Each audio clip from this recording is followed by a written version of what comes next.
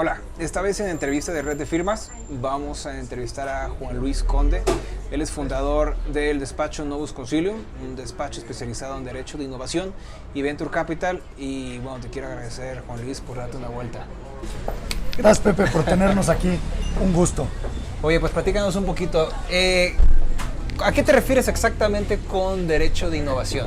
Bueno, mira, nosotros definimos el Derecho de Innovación como todas las reglas que son aplicables a la creación, desarrollo, financiamiento y lanzamiento de empresas emergentes de alto impacto.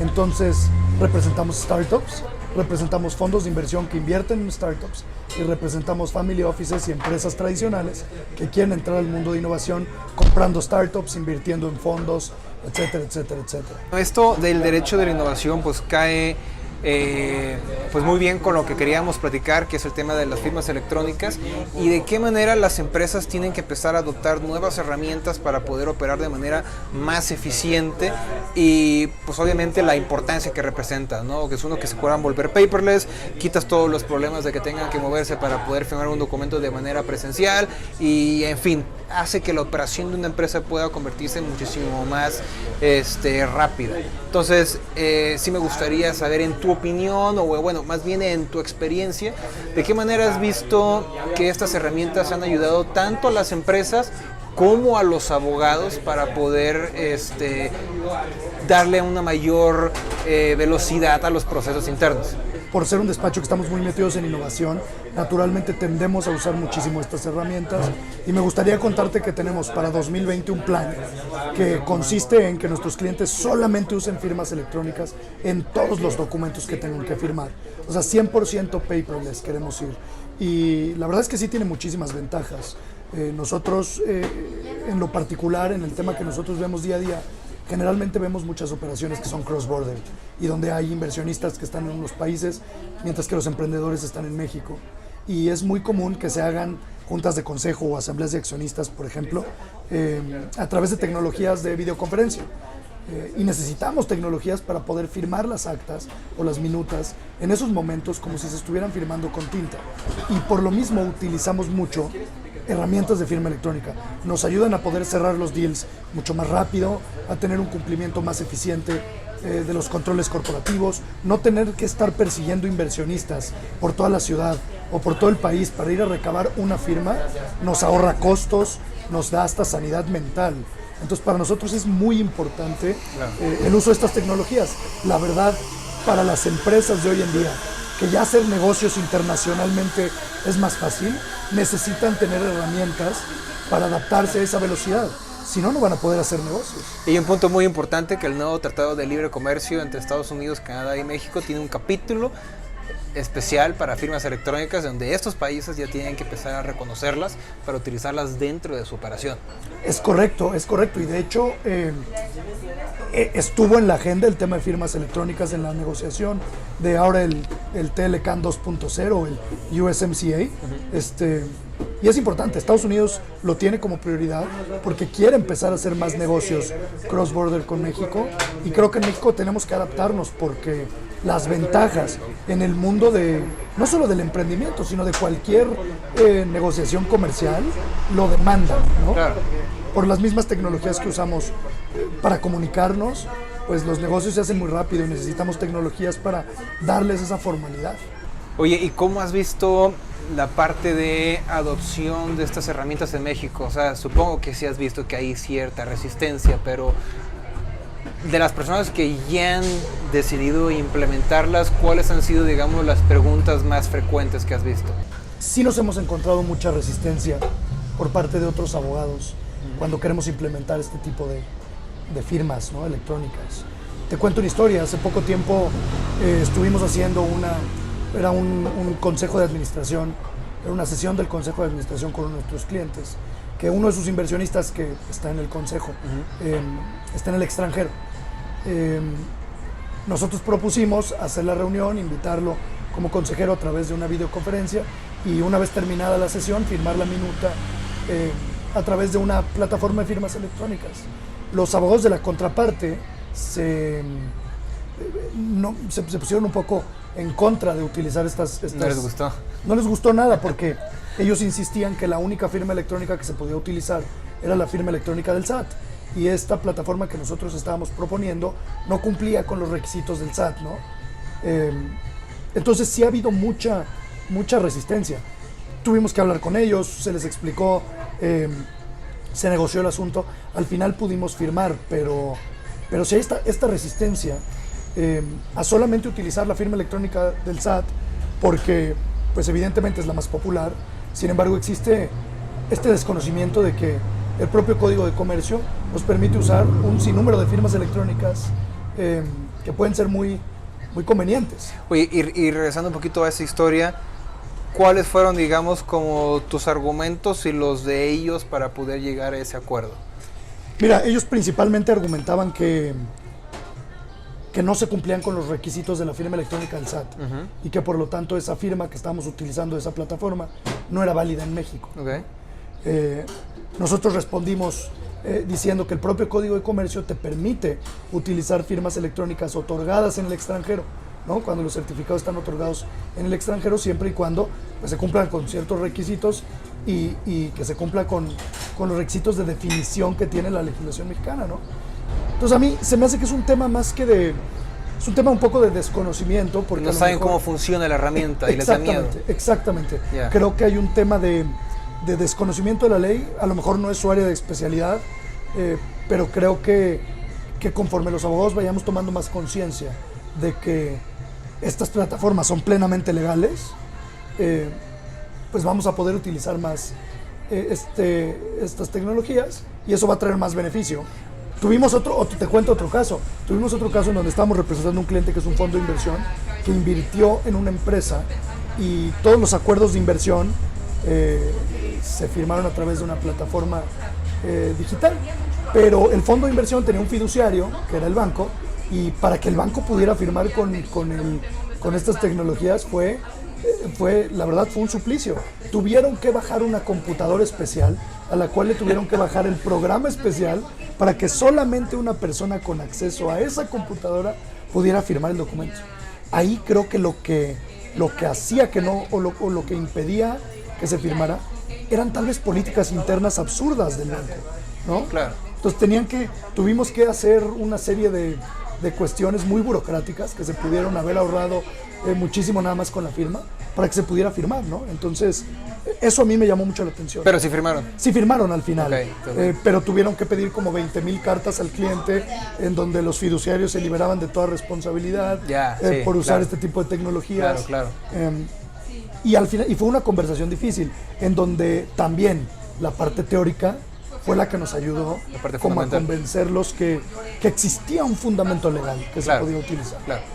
Ahora, regresando a la parte de la discusión teórica, que es otra de las cosas que yo he estado discutiendo mucho, ¿no? Porque yo no estoy de acuerdo con limitar el uso de firmas electrónicas a sistemas que cuenten con constancias de conservación de mensaje de datos porque cumplen con las disposiciones establecidas en la NOM 151. En mi opinión, estas disposiciones de la NOM 151 deberían de ser interpretadas quizá como requisitos mínimos que deban de cumplir este tipo de tecnologías para ser consideradas como válidas, pero no como un requisito esencial para darle validez a un documento. Y eso te lo digo porque existen certificados internacionales que cuentan con niveles de seguridad y de encriptamiento muchísimo más elevados que los establecidos dentro de la NOM 151. La NOM 151 te establece un SHA-256, mientras que hay certificadores internacionales que ya manejan niveles bancarios que son, no sé, más de 500 y cacho o de 2000. Y esto no se me hace que deba de ser considerado como una limitante. Entonces, mi pregunta aquí va pues de la mano con lo que tú nos estabas platicando, ¿no? O sea, ¿tú de qué manera has interpretado el Código de Comercio para poder fundamentar la validez de certificados o de firmas electrónicas extranjeras? La NOM 151 es muy interesante porque es una NOM muy compleja, pero tienes toda la razón. No, hay tecnologías que son mucho mejores Claro. que los requisitos que nos ponen. Y muchos clientes, por lo menos de los que nosotros tenemos, son clientes que desarrollan tecnología de altísimo nivel, que cuando ven esto no lo quieren cumplir porque están comprometiendo cierta seguridad incluso de sus propios sistemas. Y sí hemos utilizado firmas electrónicas que están otorgadas en el extranjero. Y lo que hemos usado para certificar es el propio Código de Comercio, que me parece que establece que se pueden utilizar firmas electrónicas otorgadas en el extranjero siempre y cuando se cumplan con ciertos requisitos, ¿no? Uno de ellos, que las partes lo pacten entre ellas.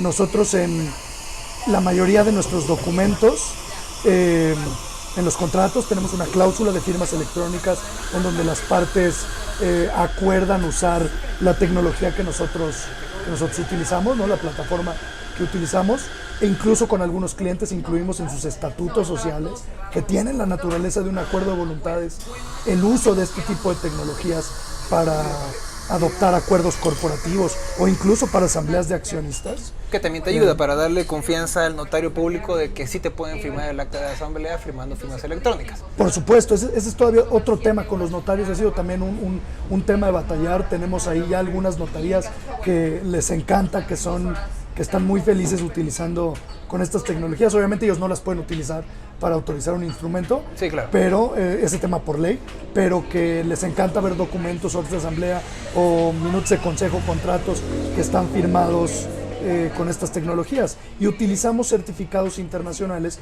utilizando estos artículos o este artículo específico del Código de Comercio, que va de la mano con la ley modelo de UNCITRAL, porque al final de cuentas pues no puedes extralimitarte a no respetar ciertos pactos que el Estado mexicano ya, ¿no?, se obligó al momento de adherirse a pues todos los tratados, ¿no?, claro, que le dan sustento a la ley modelo. Claro. Entonces creo que es lo más conveniente, porque yo siempre les recomiendo a mis clientes que para poder dejar constancia de la validez de esa firma es importante pactarle en un documento, nada más, no porque te vamos a hacerlo, porque el propio Código de Comercio nos da cuál es la validez, ¿no? A lo mejor en el caso de firmas electrónicas extranjeras sí, pero siempre es importante utilizar, yo creo, las tecnologías que el propio Código de Comercio nos permite utilizar. Yo lo interpreto en un sentido muy amplio y muchas veces esas tecnologías son mejores que la NOM 151. Claro, muchísimo más seguras inclusive. Es correcto. Claro. Y en litigios, o sea, ¿cómo has visto la posición de los jueces cuando has presentado un contrato como prueba? Bueno, tuvimos una experiencia hace algunos meses, en donde nosotros estamos representando a la parte actora y como parte del procedimiento presentamos el documento basal firmado electrónicamente. Entonces presentamos la demanda, anexamos, como bien dice ¿no?, la ley adjetiva, el documento basal, y nos previenen diciendo que debíamos de presentar la versión original firmada, ¿no? Y pues nosotros presentamos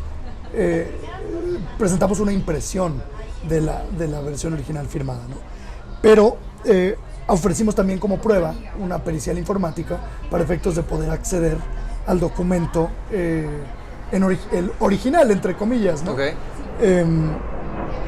Pero el juez nos dijo que no, que se tenía que presentar desde el momento y que el documento no estaba firmado, ¿no?